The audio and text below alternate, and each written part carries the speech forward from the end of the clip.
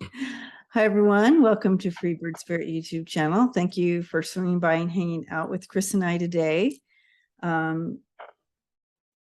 Wisdom Behind the Awakening, discussion number 5. Can you believe that, Chrys? And so we discuss all the time. So 5 is irrelevant for us, but it's relevant to how many videos are out there of this discussion. So in recap, we were looking at in our last discussion about loving ourselves, and we were kind of going through. I was trying to go through 5 clues of that you are not loving yourself. Of course, we got sidetracked here and sidetracked there, but it all swung back around in fabulous discussion. So if you missed it, please go back. Today we're kind of going off of the last clue that we aren't loving ourselves, and that is when you choose to stay in any type of box of safety. And so we wanted to talk about what are boxes, right? And identifying those boxes in our own lives. First of all, what is a box? What do you mean by that? So we're going to talk about that. And then identifying the boxes that we have created in our own lives of safety. And so let's dive in. Let's talk about that. So, what do you mean by boxes? Yeah, what do I mean by boxes? And boxes to me are any limited or limitations where we limit ourselves because we want to remain safe, right? We want to remain in a safety zone, or a zone that we know. I don't want to move out of this area because I know every street, I know every corner, I know pretty much everybody that lives here. So I'm fully aware of everything that's going on, right? So, and so that is a box of safety. I don't want to move out of this because I know this. And so I'm going to live here for 80 years, 90 years, 100 years now, since we are all adding on so many years these days. I'm going to live here for 100 years. And so, because that I know this like the back of my hand, the energy is familiar. I don't have to learn anymore. That's an example of a box of safety, limiting yourself to this area. And so that person that would choose to limit themselves to that area, imagine the expansion that they would miss if they said, I'm never leaving this area. I feel safe in this area. And so that's a limitation in their life, and it limits their expansion or awakening, or, growing and learning and like that. What are the boxes in your life that are keeping you from that expansion and awareness and growth? It can be as small as a limitation could be, I'm limited to eating only this, to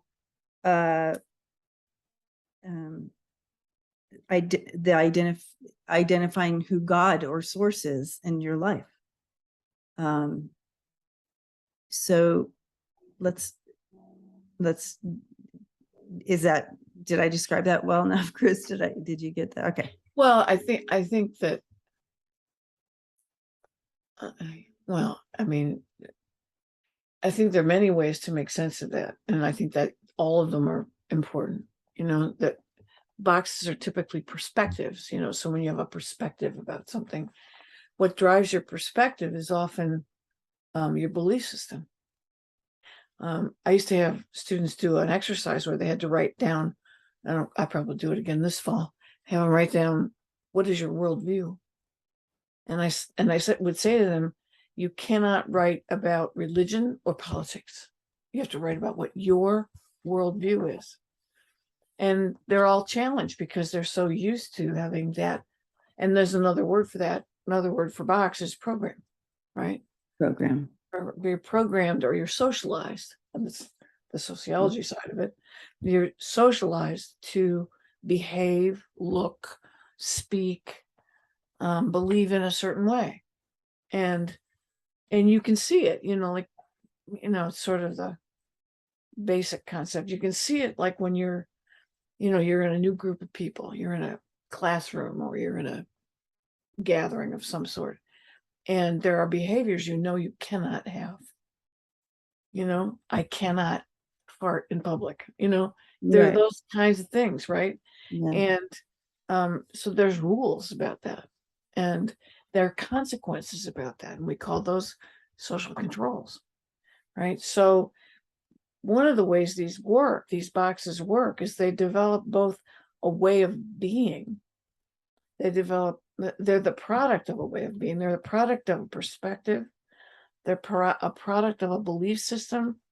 They're the structures. You brought that up last time. They're the structures we've created to legitimize those boxes.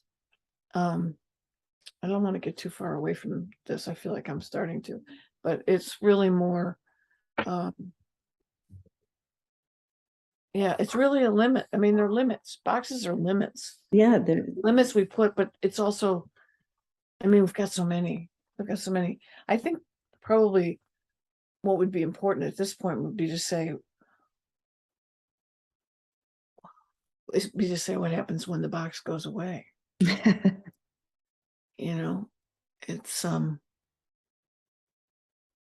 it's important too to identify how your boxes, and I'm using that because we can visualize that, how our boxes are limiting us. What boxes do you carry and how are they limiting to you? Yeah. Versus identifying that you're in a box. A lot of people never know they're in a box, right?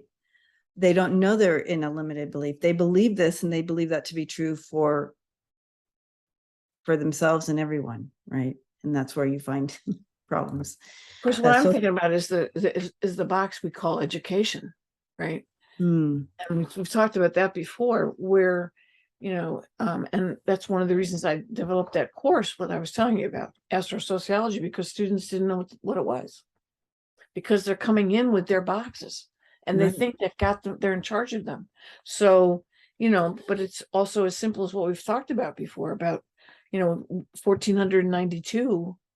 Why is that the first marker when it's not true?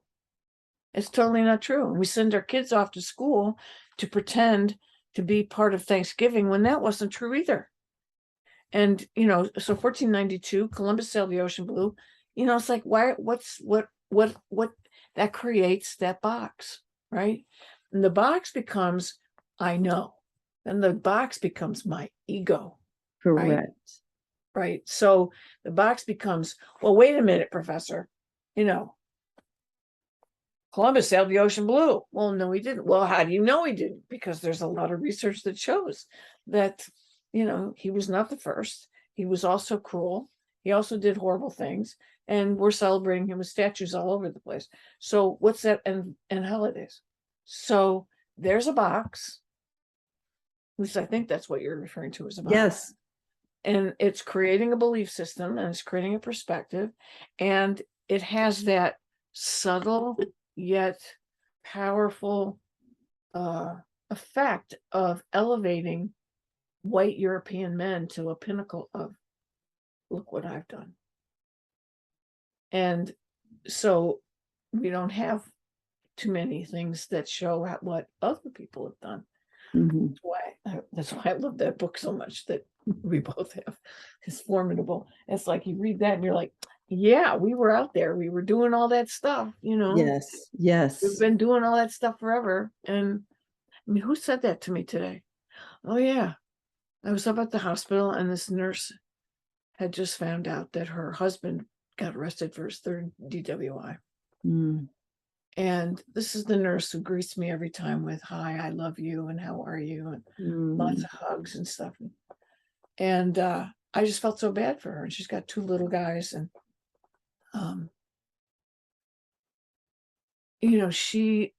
she's in that box.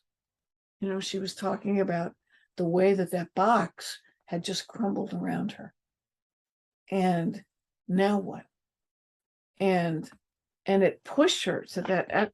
So instead of being sort of that cheerful, loving everybody who comes through, she's like coming in and saying, now what am I going to do? He can't drive. It's going to cost a fortune. I'm going to have to tell him he's got to leave the house because I can't live like that anymore. And what about my kids? And suddenly all the sides of the boxes just collapsed. And now I've got to go find a belief system that'll carry me through the rest. And maybe there's not a box, right? Right. I mean, we both know that, when we get faced with a major crisis, it's like, and that's what ovarian cancer did for me, was say, oh, now what? Right. Now what? Nothing's here. Everything's gone. What do you do now? So, yeah, so we should go back to what we talked about before. Well, be careful what you ask for. Be careful what you ask for. That's for sure. That's a whole nother conversation. But the boxes that we create for safety, it's paper. And when I talk about box, I'm picturing a paper box. So that's really not a place of safety, right? It's not going to hold up under anything. And here's the deal. We keep going. We keep these boxes again for our own little idea of comfort and safe and belief system, or however it fits. And a lot of us who don't recognize that that we're open to, oh, we're in a box, and I'm gonna do this myself. I'm gonna take the walls down because I want to search outside this box. If you're not one of those people, the boxes will start crashing down on you, because that's what we're here to do. We're here to grow, expand, learn, and so we're not meant to stay in these little boxes of well, so that goes back to why did you come here?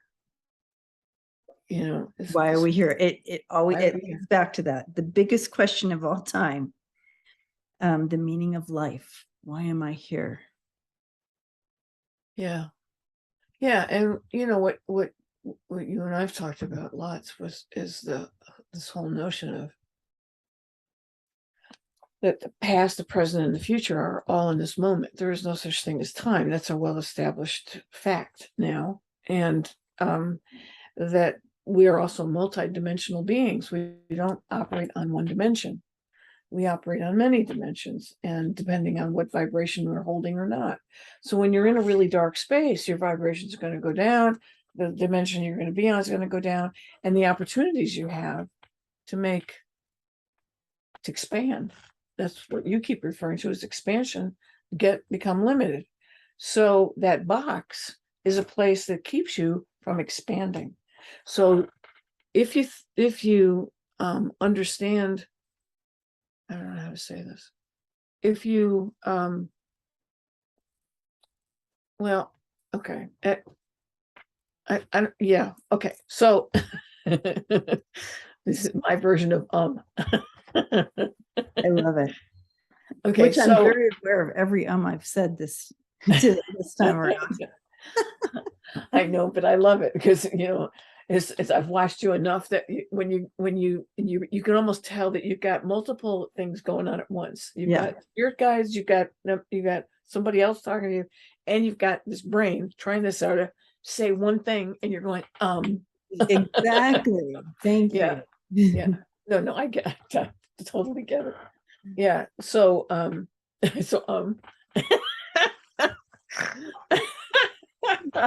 it's contagious. Okay, so anyway, yeah, you can't stop. I mentioned this in one of the other videos. I'm going to be continually referring to the stuff that I've taught around astro because yes, this is all of that's in what we do. Yeah. And now I've done enough research on what's in that course and learning from other people that I'm able to say where the beliefs are, where the boxes are, and where they're not about a bunch of stuff. So one of the things is that religions have essentially taught us that this is it. We're here. This is it. This is it. And Yeah. this is not it. So now we've got tons of research. There's the Institute of Noetic Sciences in California. There's the Institute of, I forget what it's called, but it's at the University of Virginia, where they've done thousands of studies on children who can recall their past lives. And they've investigated them and proved them. And then there's all the work by, I already said this today, Brian Weiss, who did Many Lives, Many Masters, Michael Newton, who did Life Between Lives, and Dolores Cannon, whose research is on where she's, she worked with what her husband initially had started, was hypnotizing people and helping them process out their issues. And what became part of the practice was that people started talking about their lives and other lives, including not on this planet, including the lives of extraterrestrials, that they were extraterrestrial. And when she first started doing that work, she was stunned that people had those memories. And like Brian Weiss before her and Michael Newton, they were all like, wait a minute, this can't be real. You got to be making this up. Yeah. And then they started the work of verifying these stories, and they verified them. So now we know. And and then there's what the quantum physicists have done, even as far back as Galileo, and Einstein. What they did was essentially to show that there is no such thing as time. That there's so much we don't know. And Einstein's wife, Einstein's wife as well. She's all of the women in their lives, because she's not in the history book, but I have my suspicions that she was a big force. It's like these classical composers, like Robert Schumann. It's like it was his wife who wrote a lot of the stuff that is called his now. So I mean, there's a million of them. Max Weber, there's a bunch of people like that. So that's the given. Marx. Yeah. Anyway. I just had to throw that in, you guys. Sorry. All right. Of course you did. It's ladies' night. It's true. I don't know that we're on tonight, but yeah. Oh, yeah. Are you doing that tonight? I'm not sure. Okay. And whoever's watching this on any given day, ladies' night or Women Empowering Women Night are Monday nights. But it might not be on tonight. Okay. Anyway, I'm trying to get the thread where we started that, but understanding that getting rid of the box that's been created for us, boxes that have been created for us by religions. Now, you said something to me a long time ago about community. Finding a space to be with people who are well-meaning, right? And I've always agreed with that. That's, I think, the draw for, you can call it religion, really any kind of community that develops, and whether those folks can create something. Yeah. What happened with those things was what? Like-minded. It's comfortable. Yeah. It doesn't push our buttons. Right. Exactly. Who'll stand, who'll be there when you need them, and vice versa. So that all makes sense. The problem is that in the history of religions, there's always a power dynamic that kicks in. Mm-hmm. And the power dynamic is to secure what we know very well, these patriarchal notions and all the laws and practices that go with them. So while we're in the process of shedding some of those things, they've created enormous boxes for us.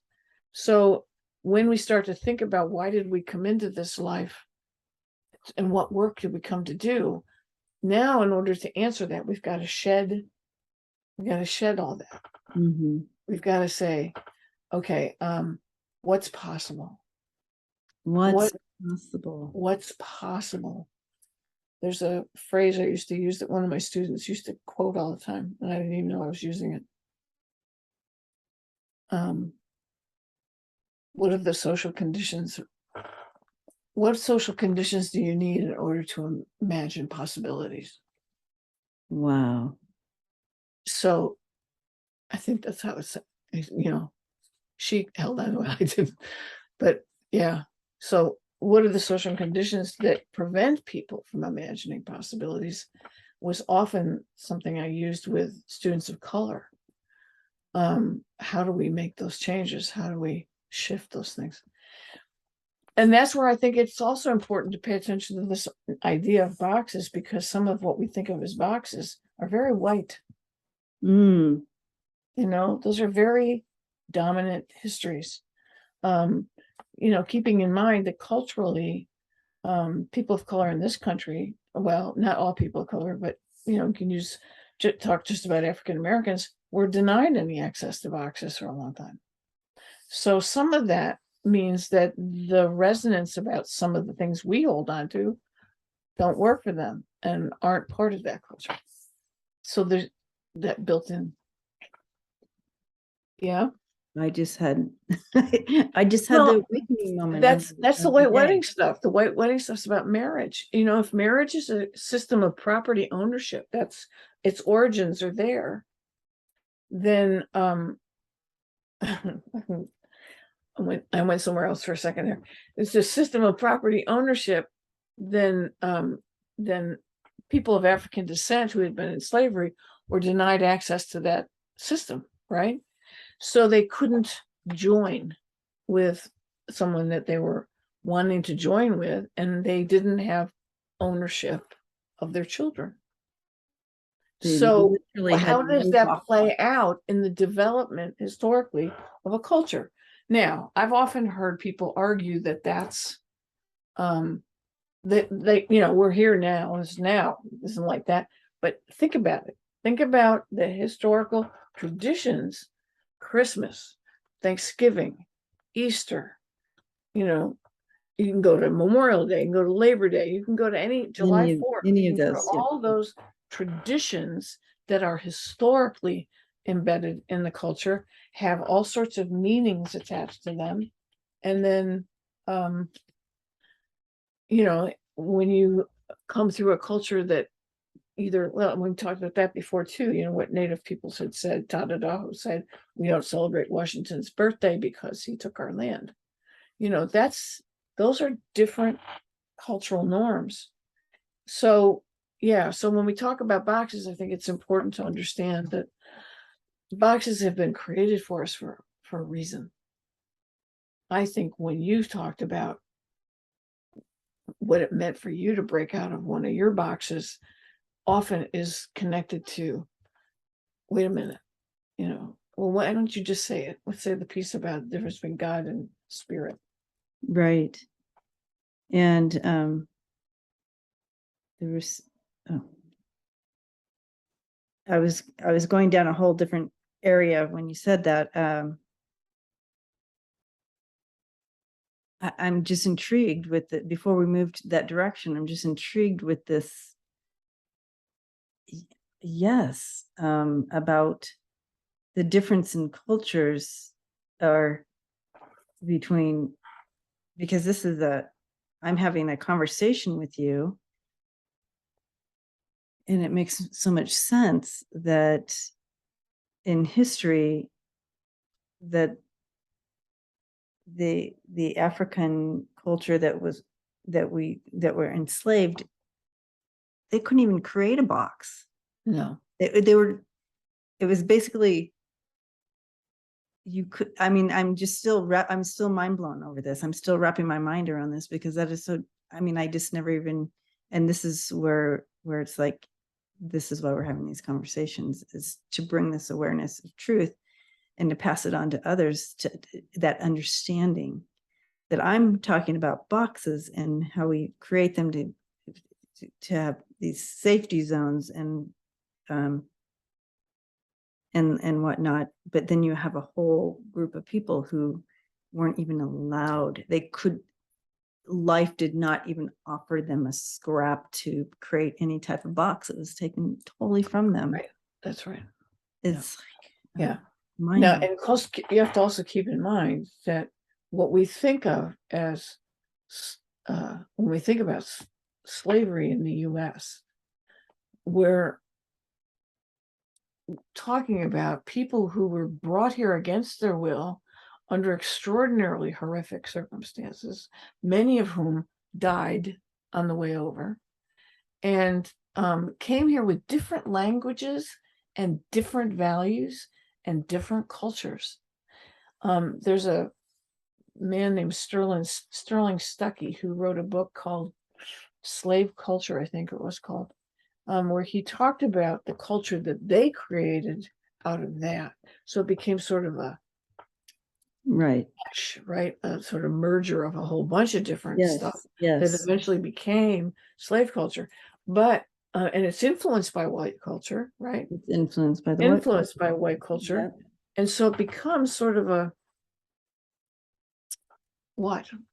I want to say aberration, but it's sort of like it becomes this sort of mixture of things where we often hear in racist language, why can't they just pick up, I mean, why can't they just do what we do? You know, that kind of stuff. Why don't they just, you know, succeed like we do, you know, as if that's true. But, you know, it's that contrast, you know, when we look at difference. Yeah, well, we always go back there, you know. Our limited, yeah, we do. It always goes We back always there. go back to the issue of difference, and really So, we're talking about boxes, boxes are limited, thinking. it's limited thinking, but our boxes are limited thinking. And you can see how that that limits you from expansion. And that puts those who don't necessarily they're one step ahead. If you're not doing boxes, if you're not doing this safety zones of whatever it is, whether it's a religion, whether it's how you see God, a source, you know, if you don't do that, that you're definitely a step ahead.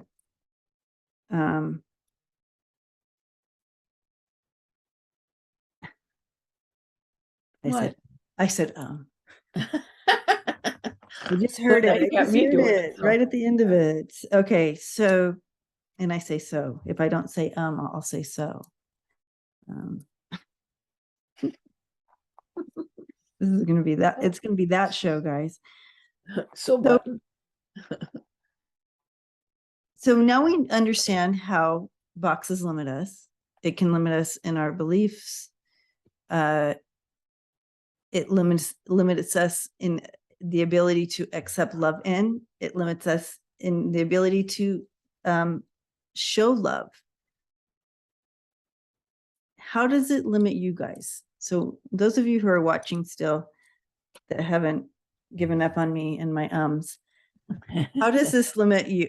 How did the boxes in your life limit you? Identify those. I encourage you to identify the boxes you may have in your life. You know, when you were just saying that, the phrase that kept coming in was to keep asking questions. You know, stop saying, I know, and start saying, I want to know. I want to know. Start saying, instead of, I'm in charge of that information, start saying, what's that information built on? What assumptions does that rely on? And I want to ask more questions. Yes. I want, and you know, honestly, as someone who's been teaching for 40 years, you know, the biggest struggle is getting students to be curious. We go back to the first conversation, be intellectually curious, but the curiosity piece is so important. I mean, when I started doing the work to prepare the astrosociology course, I was stunned by what I was finding. I had no idea that humans had been on this planet for hundreds of thousands, if not millions of years. I had no idea that there were 6 hominid species. I had no idea that, you know, I mean, everything. It's like what we were talking about the other day, ley lines. Who even knew there was such a thing? And it keeps coming. It came up 3 times today. So I'm Wow. saying, okay, ley lines, energy fields, energy lines that travel. They're underneath Stonehenge, for example. I grew up on Stonehenge Road, Stonehenge in England. But you and I were talking. Syracuse is at the intersection of 9 ley lines. Colorado Springs is at the intersection of 6, and San Diego has so many I couldn't count them all. Right. So San Diego is clearly a very hot, energetic space. So, and those aren't the only ones, but those are the ones we talked about. But ask the questions. Yeah, this guy came. Keep curious. Yeah, this guy came to the house just to fix. I think it was the furnace or something. It was at night. Young guy walks in, and I don't know why he did this, but he started talking to me about physics. I think he wanted to show off, and I'm just standing there waiting and waiting. So I said, all this stuff? Well, yes, I do. And I've studied it, and this is what it is. And he's making all the assumptions that I had just unpacked with this course. And I'm sitting there going, so what do I do now? It was one of those moments where you want to say, what about? And what about? And I had to decide, do I, how much of that is my ego working? Is this really important? Yeah. But the other part was, how much do I want to interrupt, contradict, sort of push them to that place of discomfort. Right. I thought I knew. Now maybe I don't know. Wow. Yeah, but I still want to go back to that piece about God. Yes. So.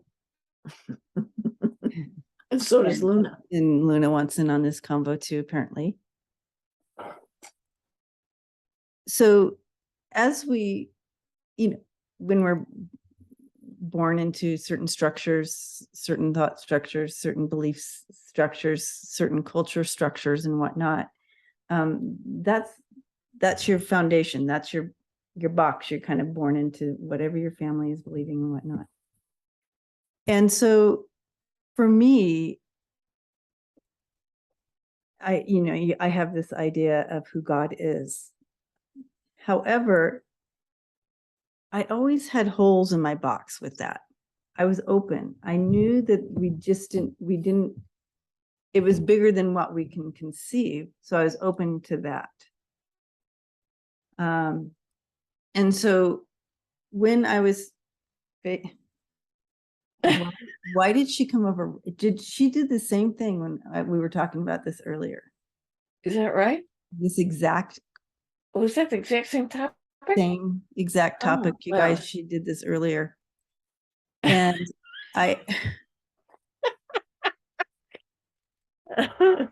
so we were talking about one of a huge awakening for me was through the death of my son. And so at that time, my question to God wasn't, and that was my box. I knew I had a relationship with God, and that was what I knew. However, I was not one to blame God for things that happened in my life, because I knew that we lived this life that was full of challenges, and that God promised to be with you through these challenges. That's how I looked at things. But I just couldn't understand that he thought I could handle this, that I could handle the death of my son. It just didn't make sense to me. I'm like, how did you ever, I could handle this? And so that was my question. But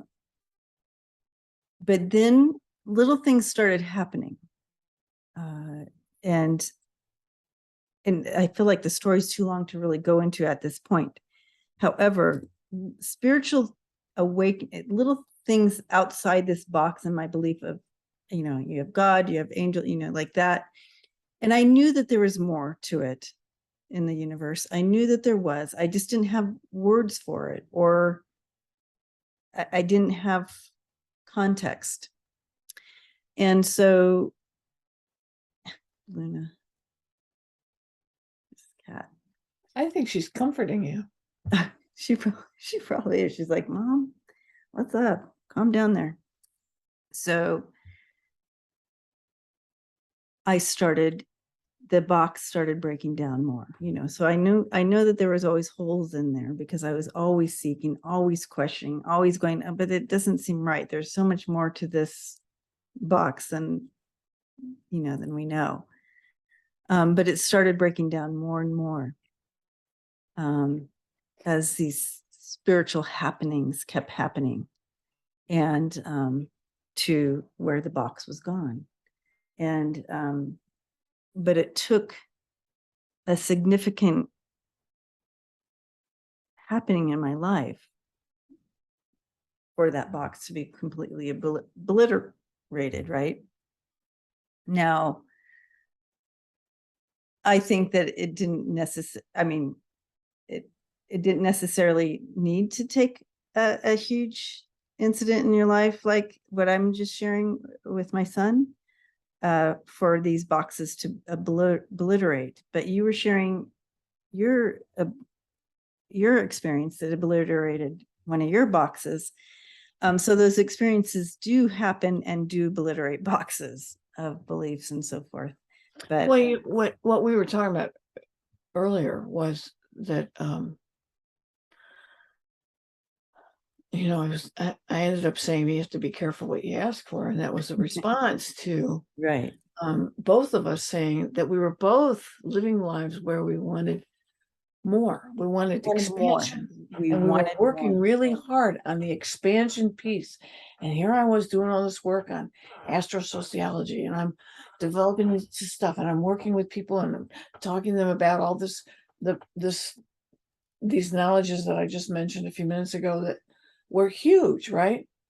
And then January 9th, 2020 happened, and I have multiple tumors removed, 52 staples put in the front of my body, and stage 3 ovarian cancer. And I had a conversation. Oh, the nurse. Okay. Anyway, so there I am in a hospital. The nurses had taken really good care of me. They put me in a room by myself, and they found me a recliner that was like really wonderful. And they would, play with me, and we'd talk about kids and do all that stuff. I mean, I was not here. My bed was next to the window, and next to on the outside of that was the old Chrys hospital, where they had a couple on the top, and they would always change the lighting on it. So the room's dark, except for this, the equipment. And outside is this building, and it's clouded in orange light. oh, wow. They always change the colors. Well, orange, I just realized this, orange is the second chakra, which is where the surgery was. Oh, wow. Yep. So I'm just going, oh, look at that. Anyway, so as this is happening, I'm also by myself in this space with this news. Everything I thought was true was gone. The entire universe stopped. Yes. And I couldn't talk. I couldn't think. I couldn't do anything. I just laid there. I could watch people's faces. I could see what they were doing. I could see people's reactions to me. And I'm going, what the fuck? That's all I could say. Yeah. What is this? And what I think on some level I knew, because I could feel the gravity of it. On some level, I knew my life had just ended and what it was. So when that happens, there are no boxes. And I think you talk about losing Ben, that's another moment like that where the boxes don't work anymore. Right. And so when you spent your parts of your adult life saying, I just want to keep expanding. I want to grow. I want to get past this. Not only do you understand that the concept God is too limiting, right? Correct. It's too three-dimensional. Yes. It's too wrapped up in the creation of these boxes, and that the spiritual side of that, the source, the energy, the size of the universe, the size of that energy field, and you study quantum physics and you find out about the quantum field and how massive it is, and that you only can see 4% of what's around you with your senses. 96% you can't see. So I've got this knowledge, and I'm laying in a hospital bed by myself, looking at this room, which is doused in orange light, saying, and now I can say, I should have said what I did at the time. You got to be careful what you ask for. It might come in a really big package that's really, really going to shake you up. Yeah. That's okay, because that's why you came. That's what we came to do. We came to learn those things. We came to try and share them with other people too. And yeah, I mean, and of course you and I always do this. We always struggle with trying to find the words. Right. Yeah. And can our stories help someone else obliterate their boxes before so they don't have to go down the same path, right, to obliterate their boxes? Do our stories help? I think they do. The answer is yes. Yes. Well, you're the one who said it. We're human. We love stories. I think that probably one of the more powerful ways to communicate any kind of new knowledge to people is through stories. The stories are change. They change us. So moving forward in this conversation, these, adding the emotional imprints from this life and our past lives, that kind of take power over us, similar to being in a box. How do we address those emotional imprints from past lives that drive us, and from this life that drives us, and keeps us in certain types of, it's a type of a box as well. How do we address that too? Yeah, well, well. Sorry. Darlene Vandergrift and Tom Kenyon and others are people who have spent a lot of time talking about clearing timelines. And I mentioned to you that I had sort of struggled with that concept because I had it stuck in my head, because I'm such a historian. I had it stuck in my head that a timeline was like, this happened this year, this happened that, it's a box. That was a box. Yeah. All I could see the word timeline through was that box. But what I then learned was that if you understand that you've had many lives before this, and that they're operating right now, but not as like memories, they're operating as sort of an emotional landscape, an emotional field that you brought into this space. And so, one of the things you can do to try and understand that is when you get triggered by something, you want to say to yourself, okay, what's the source of that trigger? Now, if I were to describe it separate from the people, right? Instead, describe it as, these are the emotions I'm feeling. These are attached to this. This is how it works. Oh, and if you've done the work on some of the earlier stuff, even if you haven't, you can still say, oh, there's a timeline working. Now, how do I clear that? Part of the clearing of it is, well, first of all, the reason to clear it is because you're creating your future self too. So the more you clear that, the more your future self becomes healthier, right? Happier, Exactly. healthier, more expanded.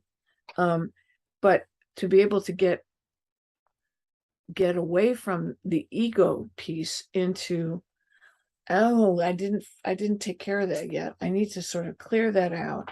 And as I clear it out, it'll open things up and I'll be less triggered. And my relationships will be better. My relationships will be stronger, right? What are you grinning about? Oh, because this is brilliant. Yeah. It's brilliant.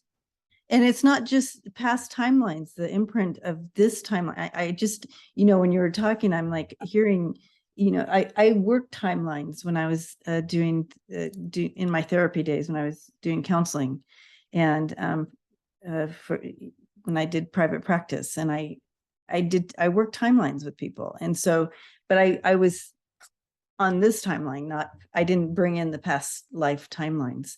And it's the same work. It's the same thing, clearing those timelines so you can live this other part of your life without that imprint pulling you down, you know what I mean? Or keeping you in boxes, or keeping you just, I just smiling because of that. I'm like, that's exact same work that I did, but for current timelines. But yeah. But how brilliant to add in the past life imprints into it as well,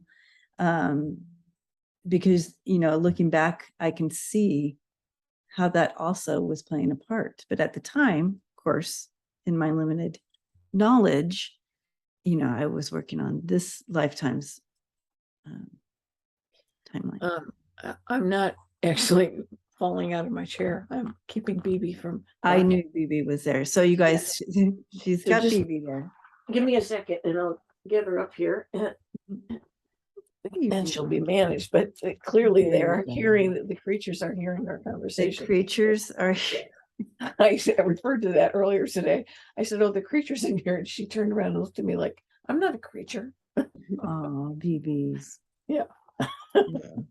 Yeah. The interesting thing about this idea of timelines is, and what the work that you did about that, and even if you do it in the present, I mean, you may not have knowledge of that, but you want to say to yourself, okay, I just got triggered. Yeah. And here are the features of that problem. I feel like something else is more important than me. Right.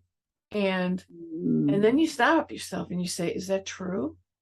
No, not if I'm loving myself. Right. So then you go, it's just, they want us to stop talking. So she's gonna lick my face in a minute yet. Anyway, yeah, so that you're looking at the trigger, you don't have the past life information, but you have the features of it, right? You've got the features. So now you speak it, but without the details. Okay. So something's more important than me. Oh, is that true? No. And somebody only cares about that stuff, their stuff, not, is that true? Well, no. So now you're starting to unpack you're starting to say that these are symptoms, not the problem. Right? And so now how do I clear it? How do I clear it? Because you're now saying, you're now saying, pay attention to me. Yes, and BB's acting out the part. So yeah, she's doing a really good job. She's my assistant. Oh, baby. Yeah. Anyway, I don't know if that's clear. You tell me if that's clear, because yeah, one of the main reasons that example worked for me was because you and I had a conversation about a past life story, and we didn't have the facts we don't know for sure, but we had a sense. And so when I played it, it was like, oh my God, there it is. It's right there. So now what do? Now I have to say to myself, that's not real. That's not really where I am. It's not really where other is. It's really, it's a story. It's, and of course I want to bring in the other part too, which is, I don't know if we have enough time, but the whole Pono. Did I talk about that before? We have not talked about Pono. All right. So people can look this up, and it's a Hawaiian term, Ho''O'. It's really not complicated. But it's a very powerful tool, and especially powerful for clearing timelines. And essentially it has 4 steps. You start with, and this doesn't matter. It doesn't matter who it attaches to. It doesn't matter. And I'll tell you about it in a second. You start by saying, I'm sorry.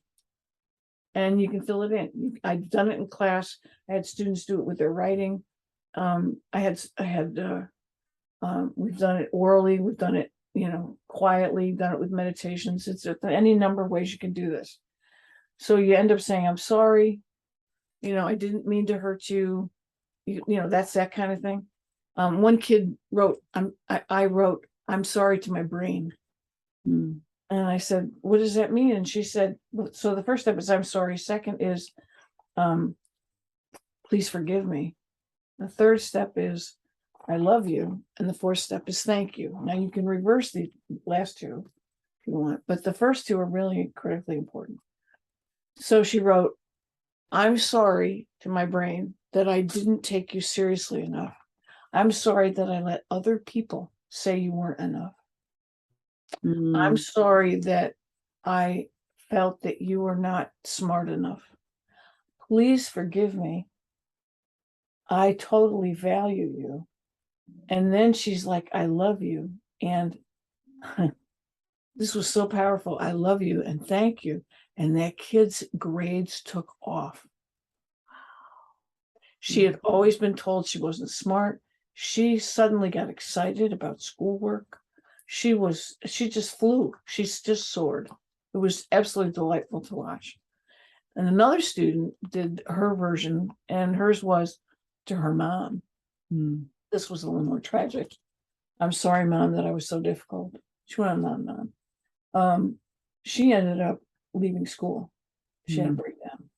So, it was one of those, it just hit the nerve, right? But it's a really powerful tool. And you can do it even when you haven't done anything wrong. You can just say, you can pick a topic and just say, I'm sorry, please forgive me, thank you, and I love you, or I love you and thank you. Now, they used this in, there's a psychiatrist in Hawaii who used this. I always forget his name, Dr. Lew, I think it is, Lew. And they had a facility full of chronically mentally ill patients that they couldn't get out. And they asked him to try and help them. So he took all their files and he went into an office, and he stayed in an office for a very long period of time, weeks, right? Never came out, never talked to them directly. He read their files and kept doing the Ho'oponopono. And they all became able to be repatriated, so move to other facilities and do other things when they couldn't before that. So it is a very powerful tool.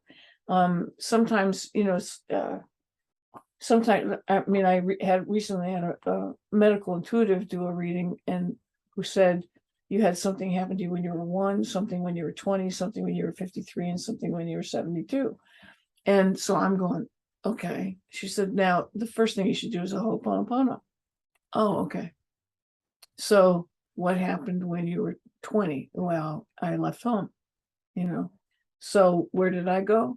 I'm sorry, Mom, that I was really hard for you to handle. I'm really sorry that this was so difficult, and then you felt you had so few resources to be able to handle that. Please forgive me for leaving you. Please forgive me for giving up. Please forgive me for making your life harder.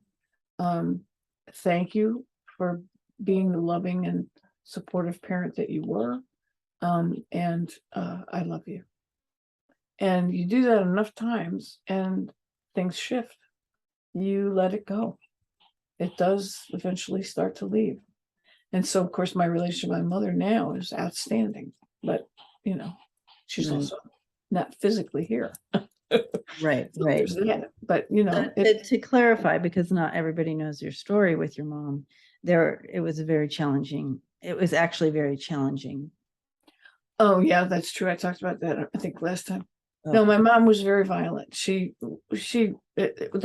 were reasons for that, you know, that she had a really hard life in her own right. And Right. and being, you know, alone with a kid who's asking a lot of questions and doing, you know, just I was a challenge, I'm sure, to her. And I didn't think I was a challenge, but I think she did. So yeah, so she was very violent and was still hitting me when I was 20. Yeah. So I was still ducking and everything when I was 50. So, you Right. know, it Yeah. has an effect. So yeah, so that's very liberating. It's very Now, can you spell the Ho'oponopono for everybody again? okay. HO' OP ONO PONO. Ho'oponopono. Yeah, it's all over the web. It's easy to Google. It's, you know, all the stories and all the books. And there's been tons of books written about it. And it's a very useful tool.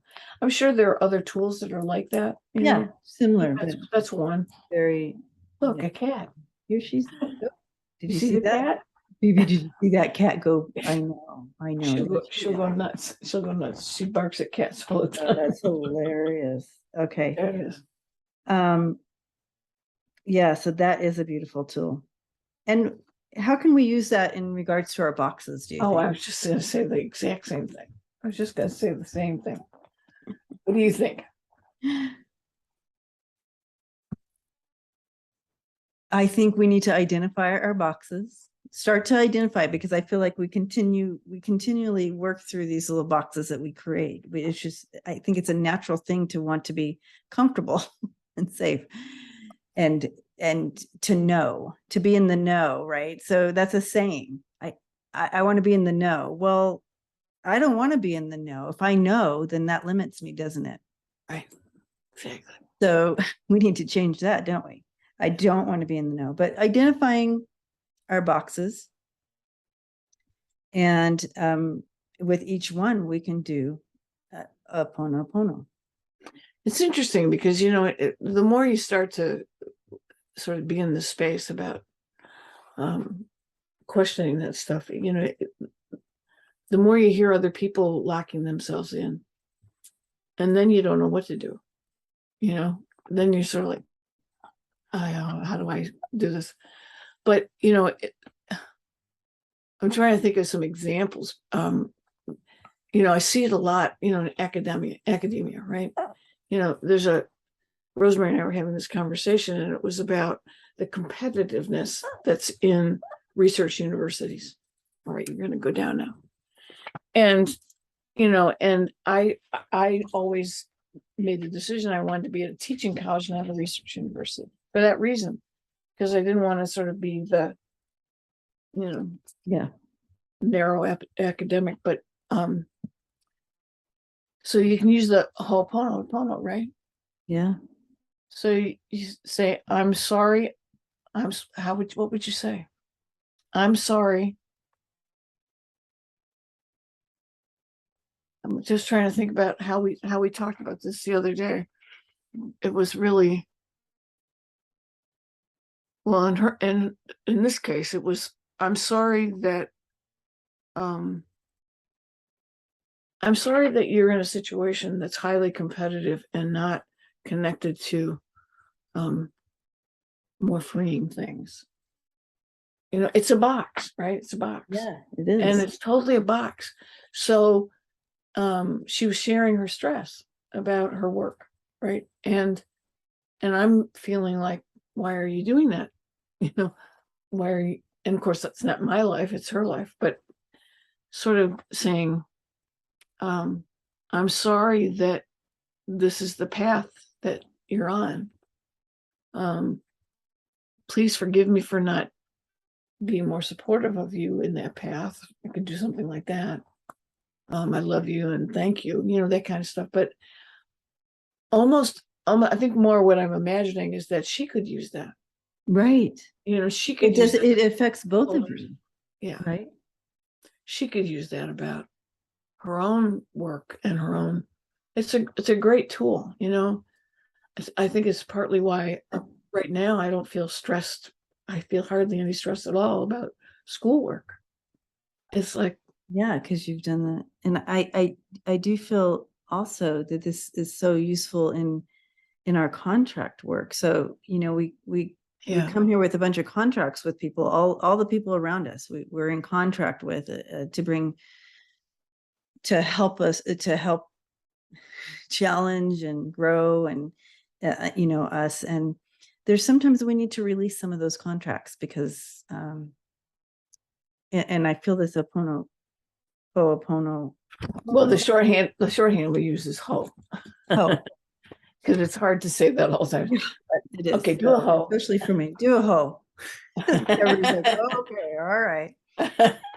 So yeah, I feel like this could be part of that as well. When you're releasing people from their contract, especially those who have overstepped their contract, when it comes to some abuse situations and whatnot, and where you have those who've overstepped their contract, that they came in with challenges. This ho. Can you say a little bit more about the contract piece? Yeah. Okay, well, can you use a concrete example? It's like, you want to use the story about mom? Yeah, why don't you use your story about mom? No, you do it. You're talking about the contract. So what do you? Okay, so when those in your soul family or whatever, that you've come in here with, so you have your mom, your dad, and your brothers and your sisters, and then maybe your partners or your like cousin, anybody in your soul family, or even friends that come in, you could have you most likely have, you're part of a soul family. This is what I understand. Other people know this much better than I do. Again, I'm still learning. I will always be learning. I do not know. So, but from what I understand, and it's really been helpful, is that we come in here with the contracts for each other. Like I came into with, let's say, I don't know. Well, I'll use you for example. So our friendship, we came here for a purpose, to challenge each other, to help each other grow, and at a certain time in our lives. So, but let's say, let's use a different example of my birth mother. Okay. Our contract was very sure. I mean, she placed me up for adoption. I don't know how old I was, but I lived at home with her for a while before she put me up for adoption. So there's a lot of challenges in that contract, right? It challenged my whole life. It was the filter of my life: rejection, abandonment, and so forth. That was the challenge that was brought in through that contract that I had to work through for a lifetime. And I can still sense triggers here and there. But once I recognized that this was a contract that we both made, and so my blame no longer is on her, like I was rejected, I was unloved, I was this and that, and stop putting that out and took responsibility. Oh, I contracted this in to work through abandonment, rejection, and that kind of thing. I take responsibilities, and I can see where this whole Ho'oponopono prayer would be ideal in this situation. Yeah, and I just lost it. Something you just said. Oh, I lost it. It went right out of my head as soon as you said ho. Oh, Yeah, as soon as you said ho. No, you were saying, oh, those are timelines. Those are timelines, right, right? Right. So that may be part of your soul contract, but your soul contract came from somewhere, right, right? It's something you had to work out. right. And Right? not only in this lifetime, probably, I probably had some of it carry over Yeah. and continue in this Yeah. lifetime. And it could have carried over from 5,000 years ago. It could have. You know, that's the most important part about that, is that these are Exactly. old soul contracts. So yeah. So, So, you know, you can almost imagine doing the whole Pono on your mom. right, on so Where many you say, things, you guys, on I'm so many sorry things. that things were hard, that you had to do this. You know, you go through all of that, and then you keep saying it. You can say it like 50 times, and it releases. So it's an excellent tool. But you did it otherwise. You did it without the whole Pono. Well, I mean, there's other ways to maneuver through it, but you can see where that would be helpful, right? Mhm. So the takeaway today, you guys, Notice that she did that before I could ask her what the takeaway is. Yes. so the takeaway today, what's possible? What's possible? What's possible today?